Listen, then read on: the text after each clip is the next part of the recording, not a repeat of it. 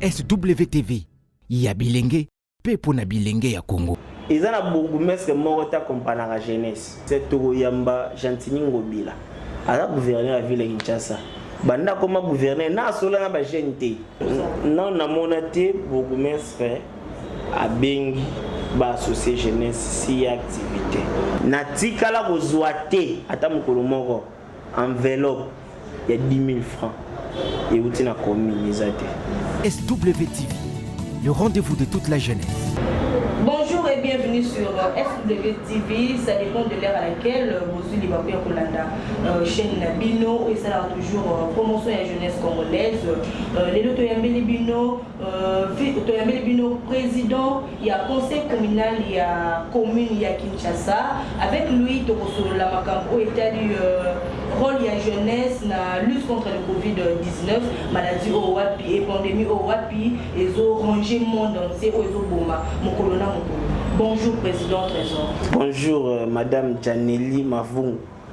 Merci beaucoup pour la démondimi koyamba biso to sur l'ensemble de makambo etali rôle de la jeunesse na makambo ya Covid-19.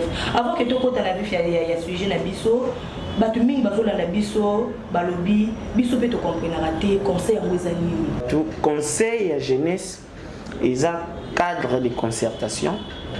Conseil à jeunesse, ils allaient structure où ils allaient créer uniquement pour encadrer la structure mususu où ya ba jeune. Donc ils a lisanga oyo esangisaka ba structure mususu. Vraiment.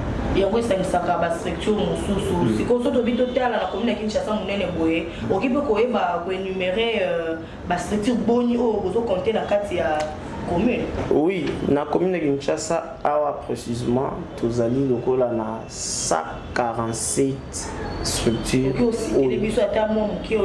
oui, tous en 147 structures. Ok, tous en structure deux fois quinoa, tous en tango na biso, tous en 1000 chances, tous en les sages de Ngwaka, tous en Fracam, tous en ONG Monde Nouveau, tous en Horizon Vie, tous en bas structure des deux fois quinoa, tous en Toukin, bas structure des belés ya ba jeune, les bas structure, tous en bas centre de formation des jeunes au biso, to rétropara au ezali bisika au bancadra ba jeune parce que nous ça na biso pena ni ezali ko encadrer ba jeune pour que ba jeune lobi baza la batu. Commune ya Kinshasa da commune nene vraiment mais kolona epai. Conseil communal ezomona makambo yango ezobeta kara to ndenge likambo kuluna likambo ya ba jeune o baza ba désœuvré to ba jeune o ba benga ba sans abri ba chege. Oui, commune de Kinshasa azana ba marché Somba Zigida et puis de l'autre côté na Mpanzine tu as un grand marché. Et le plat tous en centre après l'activité on a sur ici batubatika na katikati wana baza pour emballer mais souvent na commune Kinshasa kuluna vraiment kuluna ezalaka penate. La plupart bateaux mona basara kuluna na ce sont des jeunes au bautaka na ba commune périphérique au bayaka coopérer. Oui, ozo accuser na eza jeune ba commune ngai naza encadrer la jeunesse. Nazalaka tout le temps na ba président ya Barombo ya Kinshasa. Ba kuluna na organiser que non azala awa coopérer awa. Azala awa ya coopérer kuna commune ya Kinshasa na kuluna te. Ba jeune colonel ba jeune colonel na Kinshasa bazali. Na ville ya Kinshasa bazali. Non, na commune ya Kinshasa. Na commune ya Kinshasa ba kuluna bazati. Bazati. Oui. Bazouta ba commune oza pembeni. Baouta na ba commune différent ba coopérer na commune de Kinshasa ba ki. To Barumbu, Lingwala. Baouta Kingabwa, Baouti par-ci par-là, Baouti Massina ba coopérer. Pour ça to commis 23 et 8 to kangat le commune de Kinshasa tout ça recensement on n'aura pas plus de 100 000 personnes. Donc prochainement on aura un président pour toujours sur la président communal sort. Bazo landao déjà déjà que o accusé ba jeune ba commune na bango ba ya ka la trouble na ba commune na yo. Problème wana ezelo oyo bomba te mutu nyonso ayebi yango. Eza parce que politique oyo politique nationale ou la jeunesse l'État il faut à mettre en œuvre et sous tutelle il y a conseil.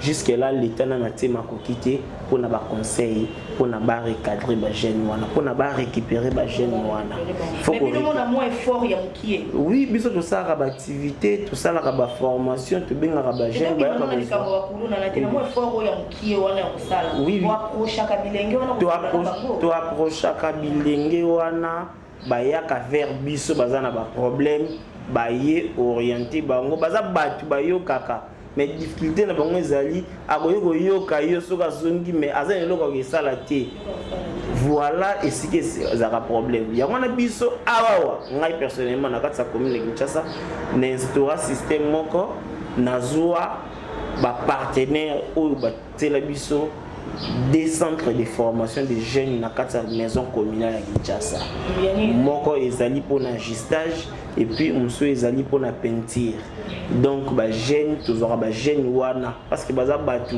faut balinga bozora ba jeunes wana ya kuluna bazo tozora ba jeunes nyonso o baza na musala te o nyonso bazalaki ba kuluna baku o nyonso bazalaki na musala wana ya kuluna bazalaka na quand même que na commune ya kuluna ezali bazali soute po bazalaka parce que lelo soko tamboli bango nyonso baluka mbongo ba jeunes wana so tamboli ero bango nyonso baluka mbongo et puis bato ba ko opérer wana je sais pourquoi na ba gona ba utaka hier parce que ba jeunes ya commune Kinshasa ero okuta bango bazana zigida ero bazana marché kato na ex marché kato parce que marché kato za soute ero yo bazana ba centre de formation to na ba atelier ba menuiserie bazo yokola musala bande bozona na biso vous avez compris que bazana conseil communal les a rôle ya pour encadrer jeunesse et pour la question moko de comment retourner lobby conseil ezaka na commune conseil ezaka na communauté conseil ezape na niveau ya province puis na niveau national d'ailleurs pour votre information on est informé que ngai oyo président ya commune Kinshasa na ute kozala élu siko na vice président au niveau provincial comment on peut combiner des misala wana donc ko combiner des misala wana nazo koloba te que non nazo ko combiner yango jusque là nazo ko assumer yango parce que toujours c'est la installation officielle de Salama j'ai tout un bureau zali tozaki élu na vice président naza na batu tout maintenant na minute oyoyo poste ezaka parce que nazo kende so d'installer ngana kei mais j'ai un vice président au azana simananga un vice président oui naza vice président le président c'est monsieur Sor azana Kinshasa bon parce que tu es biso de biga président communaux de tozoyeba tu es maître Billy Alimete président Victor Yachi ya Barumbu président Feli na Selembao président Sele na Kasavubu si je me trompe pas bon na oloba boye comité provincial les alliés il y avait des élections il y a un problème au Yekomaki au batwala na mamba jeunesse bayebi et problème moi na ezaki résolu maintenant devoir est en autorité urbaine le gouverneur en principe doivent installer les comités pour que tout ça soit là donc jusque là on attendait l'installation de la part de l'autorité. Donc c'était prévu déjà dans le mois de mars, mais vu Maramba Covid, le chef de l'État avait déclaré l'état d'urgence. Donc moi, il y a pour lancer l'activité à Bongoizate. Espérons, après le confinement, ou l'installation du conseil provincial. Ok, il s'appelle Trésor Mayamba, il est président du conseil communal de la jeunesse à Kinshasa, il y a commune à Kinshasa, puis il a rappelé que les sous vice-président du conseil provincial de la jeunesse à Kinshasa. Donc, il y a Kinshasa où on est Kinshasa, il y a la côté communal, il y a la côté provincial, il y a le conseil est un rôle pour encadrer, pour orienter, bilingue, défendre bilingue lisusu abakisi libiso sikoyo toyebi ete mokili mobimba eza na problème oyo ya pandémie ya Covid-19 tozomona bactère politique tozomona bato ebele bazobunda mpona kolute conseil communal d'abord avant que tout simba conseil provincial ou BBC biso aux vice-président na kati non ya conseil communal makamuni bozo sala pour na sunga ba jeune na bino ensemble pour lutter contre Covid-19. Merci madame Janelli pour la question tuninga eza mutuna moko ya malamu parce que dossier oyo ya Covid-19 eza eloko moko eza ko voit tout le monde et je ne pense pas que tout le monde soit en Senghor. Il y a maladie oyo, toutes les activités dans le monde entier sont arrêtées et pour éradiquer ma maladie oyo juste des mesures préventives oyo ezali en attendant traitement comme tous qui sont normalement ezom. Mais dans le beloko moko au moni biso na niveau ya commune nga tant que leader ya jeunesse ya commune de Kinshasa na sala ki oyo na koyi ko sala. Comme quoi par exemple?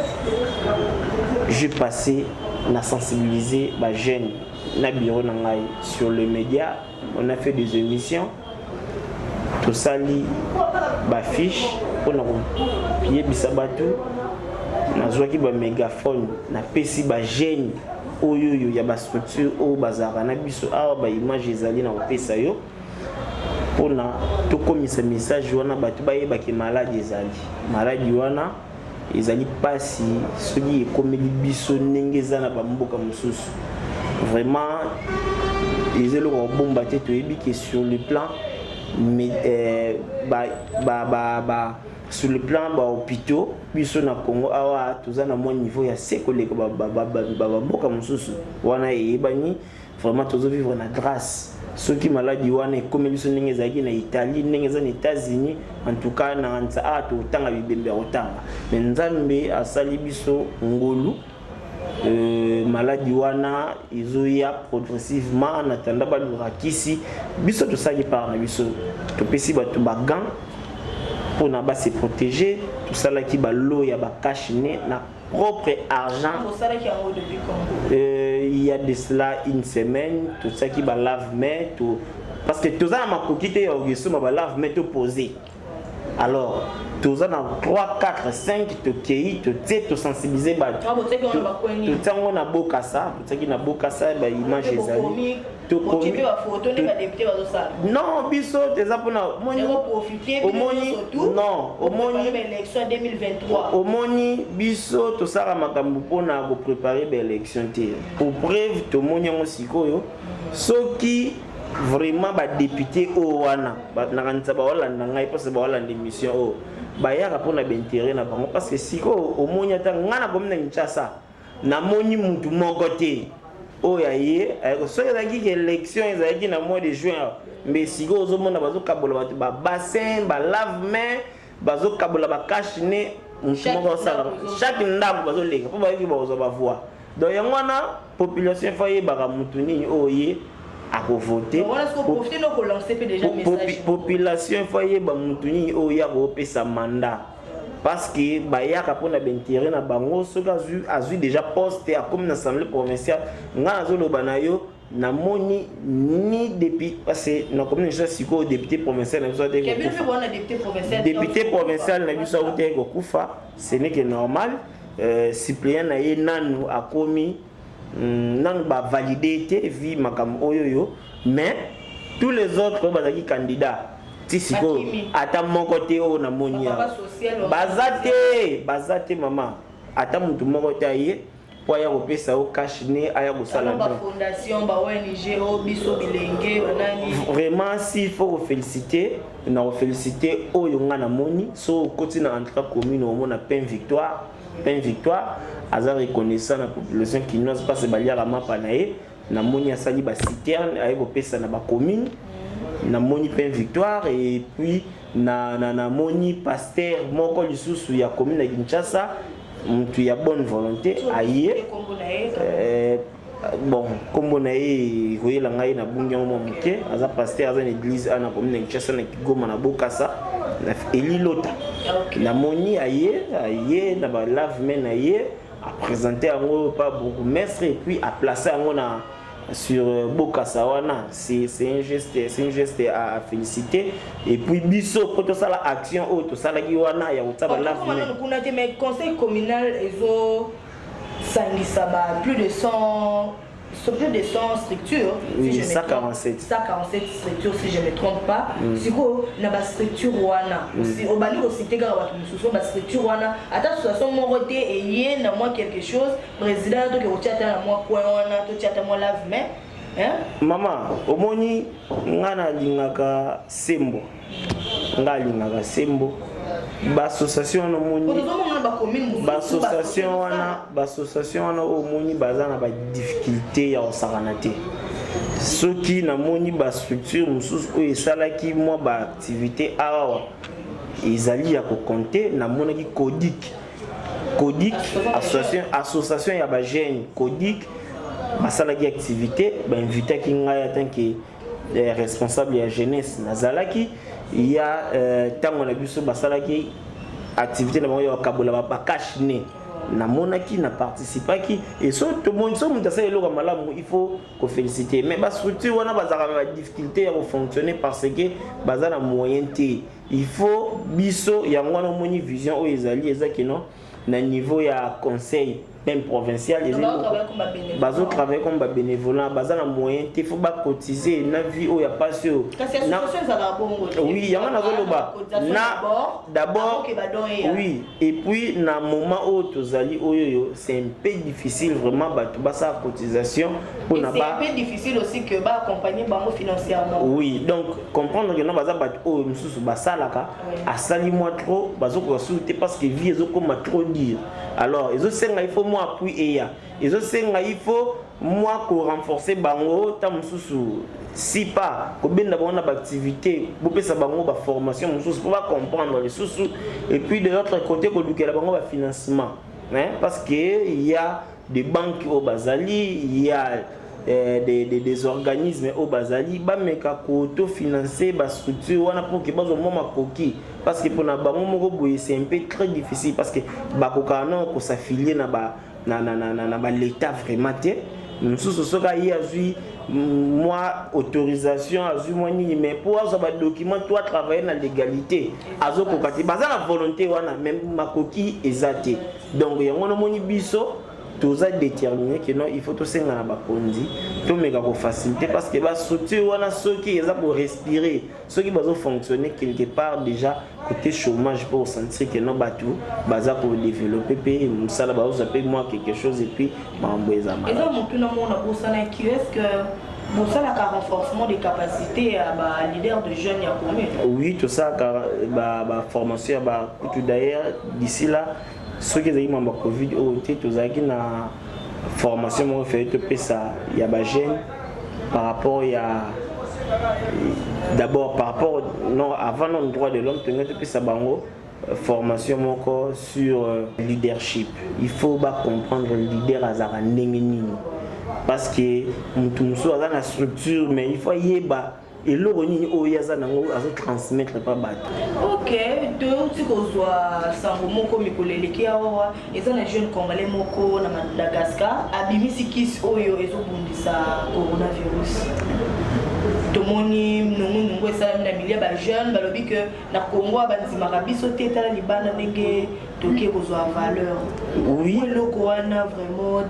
selon yo leader des jeunes aux yeux en monde et le corona d'abord ngai na ko féliciter na savoir wana o nzamba pesi et puis ake ko distinguer na mboka mpaya parce que à la qui ça déjà na ba konzi na biso solution wana parce que ake ko distinguer na mboka mpaya eza parce que biso na Congo awa balinga te ba jeune ba évoluer biso awa ko zala ba moni que non jeune o aza très talentueux mais au lieu batika ye accompagner et tant que c'est le malamu go bimakati na ye mais awa na politique ya Congo bazala toujours ko étouffer donc ezelo mo ya malamu te bakondi batika ba jeune ba s'exprimer il y a plein de talents na ba jeune batika ba jeune temps ba s'exprimer vraiment pour que resunga ba jeune pour promouvoir ba talent ba jeune qu'est-ce qu'il faut faire? Non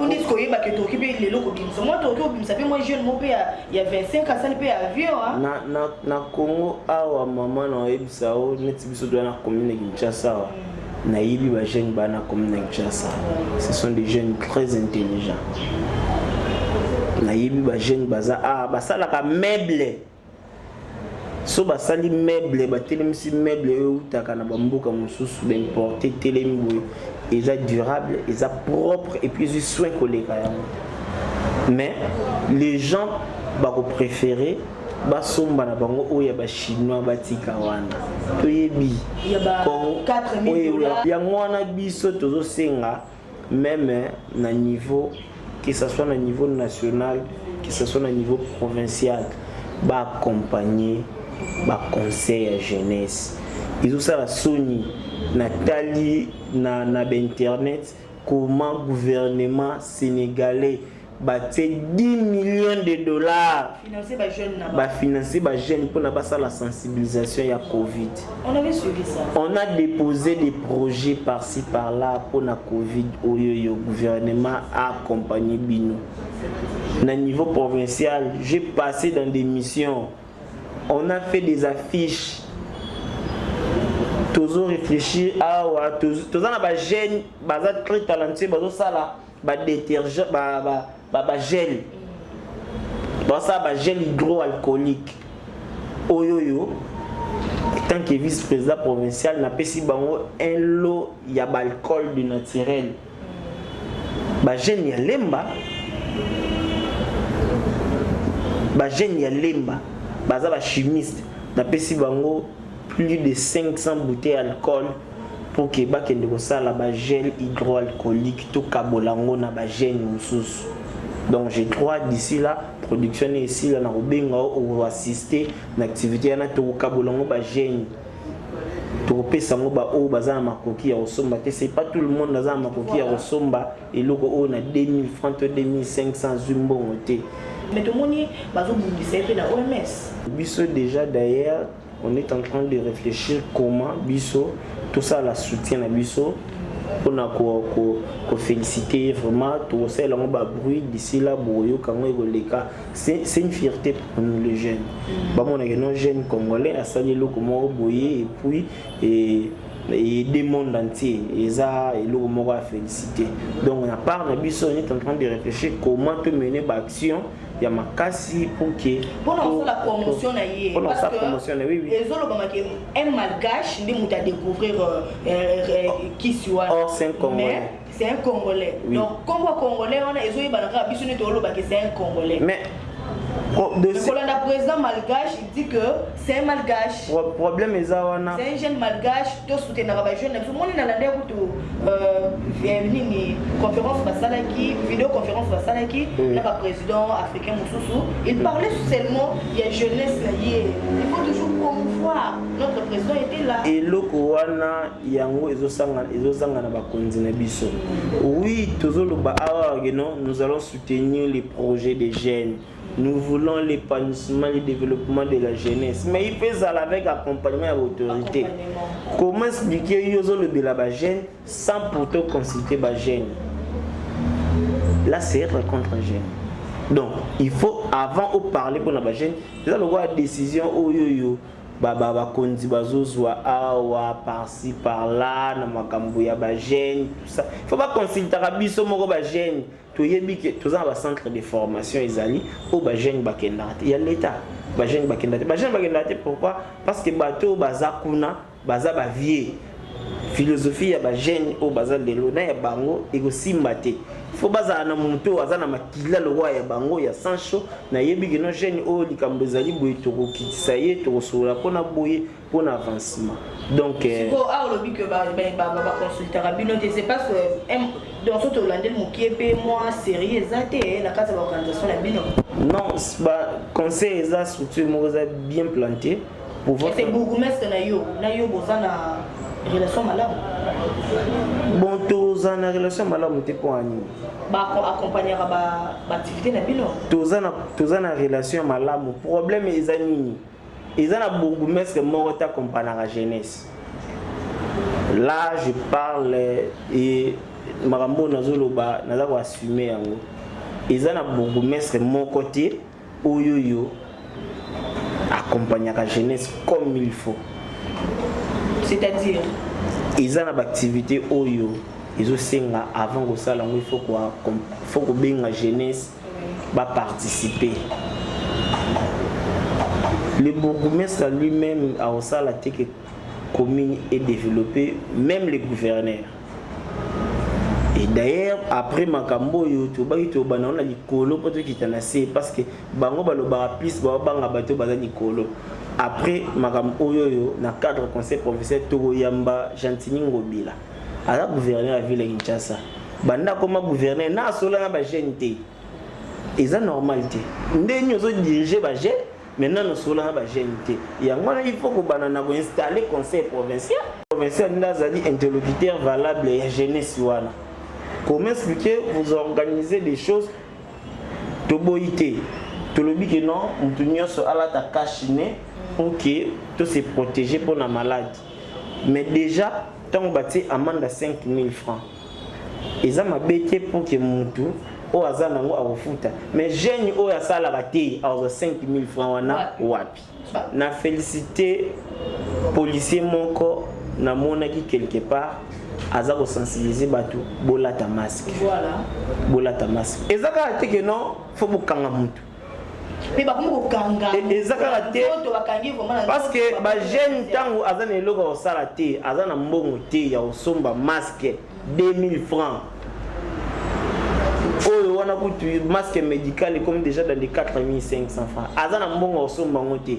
Bokangie lelo pona 5000 soka za na mbongo akobimate d'ailleurs avant na ndako so mona ba jeune bazo bimati siko eza parce que baza ne siga kozwate to le biba conseiller batu kolata masque eza bien parce que vous protéger contre maladie.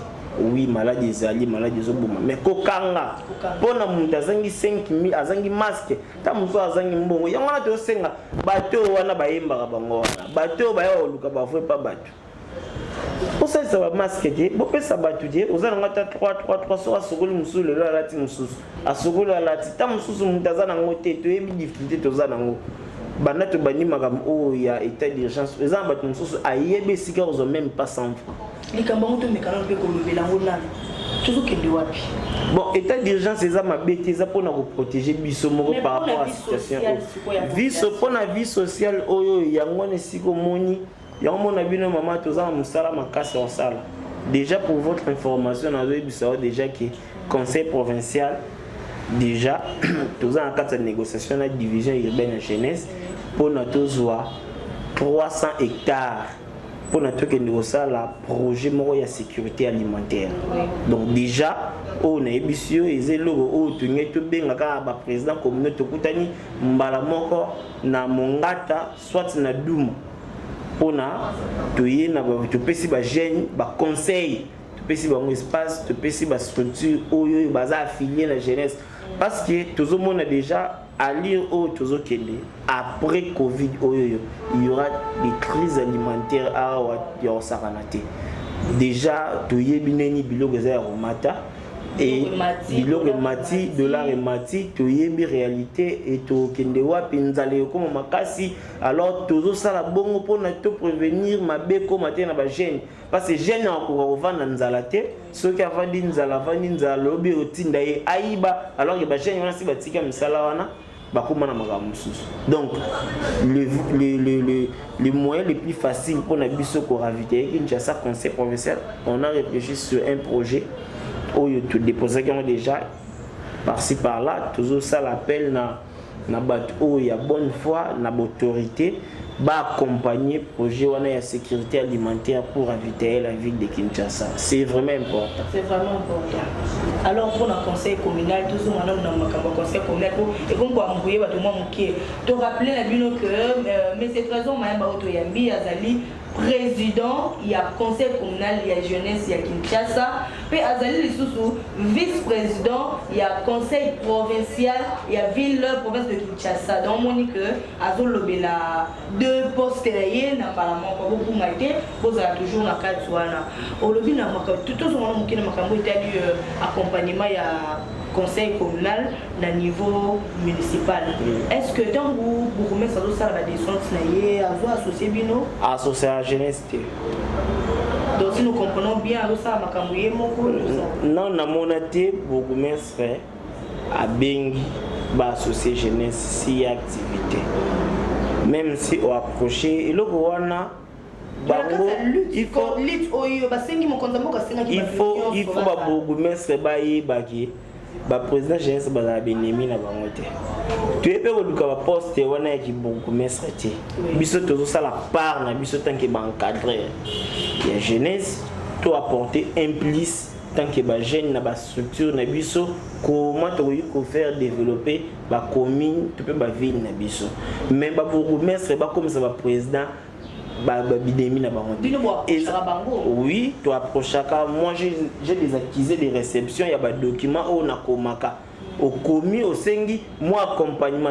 Tu es dit la réalité. Au moins il y a comme sous et senga raté faut monter à libanda, monter à libanda. Nga solo le muntu moko lobi ke non ba bugu mesa bazana mbongo na ba bugu mesa ba na mbongo te.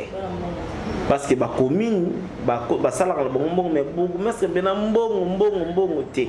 Parce que hier azawana pour na gérer administration mais ils ont ba service d'économie ils ont service ya buizali o mbongo na nyo soki koti ekendara na niveau ya ville bazwa ni ba rétrocession mais ba rétrocession na soki eye ba commune il faut pas ça par des choses vous avez que non à conseil à côté de ce projet XY pour le développement commune tu accompagner bango na sens mais lorsque vous faites des activités sans quoi approcher conseil même conseil aye pas na bino bozo rejeter yango eza lo malamu te si vous avez difficulté ni bozo kuta non parce qu'il faut qu'il faut fonctionner parce qu'il faut encadrer les jeunes les orienter et c'est ngaka malobate ba jeune balinga ba esika mo bo ata opesi formation mais abo pesi mo stylo na e moi bloc notes na e ata mo mai pembeni madame Janeli na ko lobelo moko parce nga za ramta tout droit parce que suba kan tara politique eza il faut ko sa politique eza ko sa te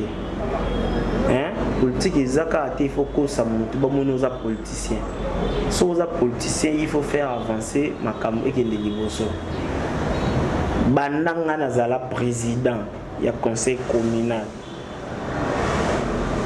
ti na koma na niveau bon provincial na tikala kozwa te ata mokolo moko enveloppe ya 10 000 francs et outi na commune eza te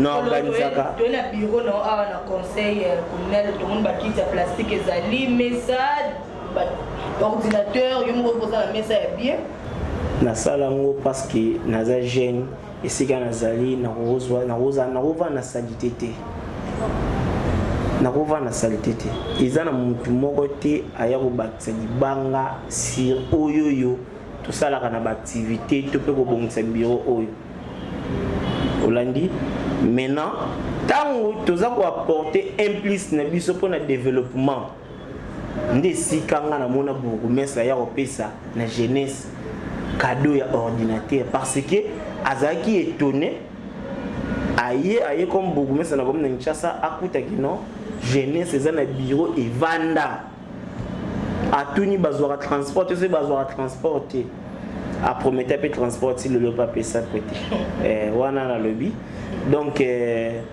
eza guerre te to sa guerre te mais nazoloba oyo eza réalité donc conseil eza ka oyo te tous les conseils eza en ville Kinshasa eza un conseil moko te et bénéficiaka oui biso nyonso tona ba même problème otambola mama oleka ba commune nyonso ba oyebisa oyo nga na biso na kosi.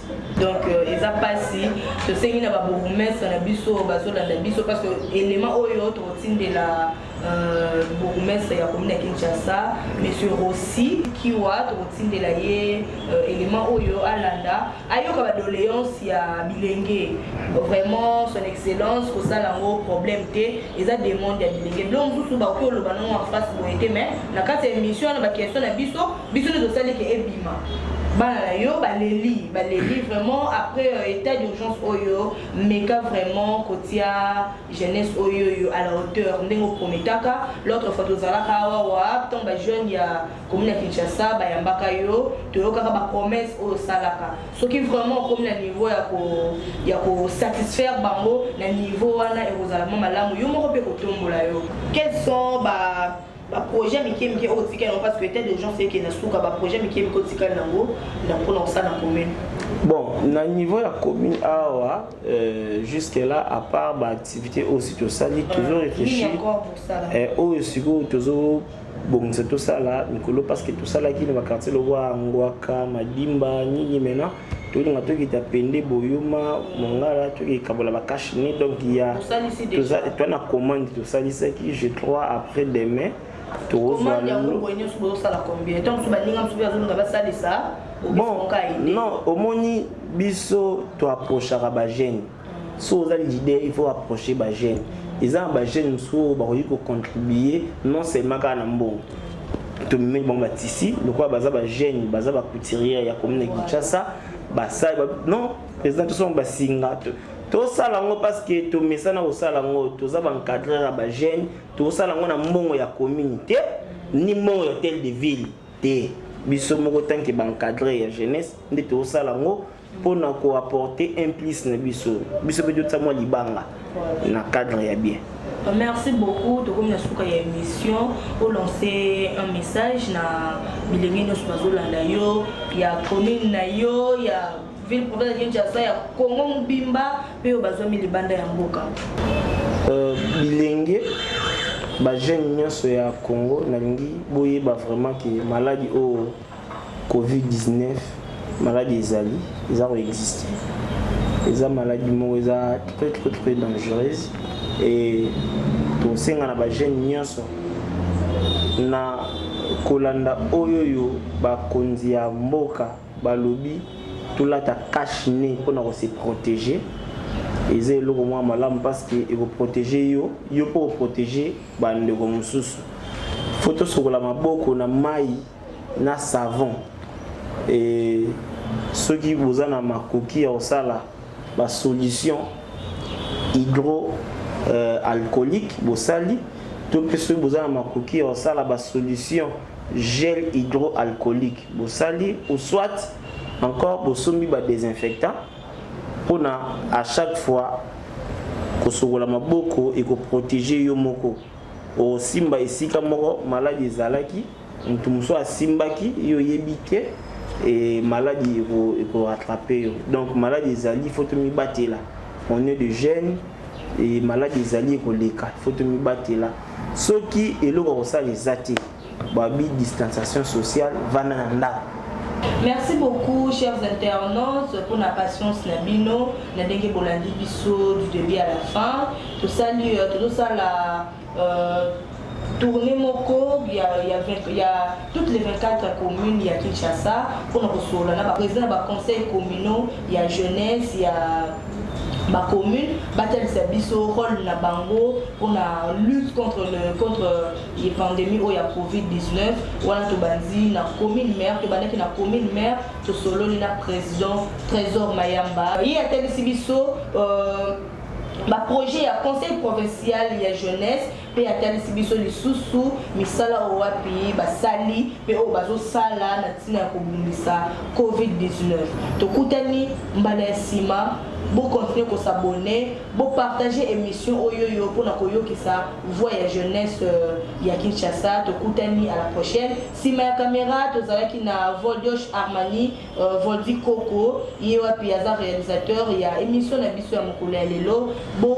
partager, bon aimer, bon s'abonner massivement pour na ko sala aussi promotion ya jeunesse congolaise émission Oyo et kota tinanda ko ya bakonzi. SWTV ya bilenge pe pona bilenge ya